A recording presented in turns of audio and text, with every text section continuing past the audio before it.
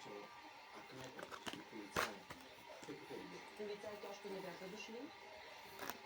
Кметът стоеше зад нас. Ние казахме, ела да видиш как държи кубата с антифриз.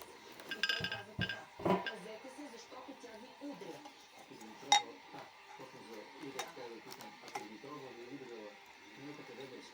Стоеше зад нас на... Той видя ли ударите? Да, той видя. И друго момче имаше до него, което също видя. Той как реагира? И те просто си стояха. Полицай не е реагирал след това. Полиция още не беше дошла. Писни доказателства, които ще ми представя След след това малко. дойде полицията. След малко ще ги докладвам. Искате ли Стенка ви величите, дали ще ви правили такива изпитания за професионалните страдания и точността на това, ще ви правим това. Или да ви плати за това, да ви обезпечи, да ви репарира се това, да ви ударила с пръв.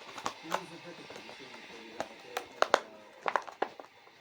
И за двете, особено за копките, за причинение на имуществени вреди, болки и страдания в размер на 5000 лева. Така, това е за копките. А за удара с пръчката? Всичко. Общо, и за това. Добре, така трябва. Която сума ще бъде дадена за лечение на пострадали животни. Кръводарение. Знаете ли на детските, така трябва с уточняващите въпроси, също да ги чертая рамката на използването. Става дума за причинени болки и страдания, като употребяването на 3 копки, за които писателя иска да претегира, че са нейни, респективно на собственост. Може би така трябва да кажем.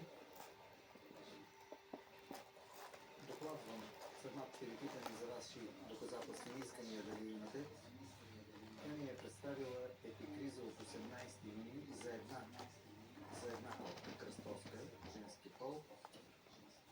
Платени 170 лева от ветеринарна клиника за изследвания. Сигнал, който е подаден до началника на районно управление на МВР Левски, в който е описана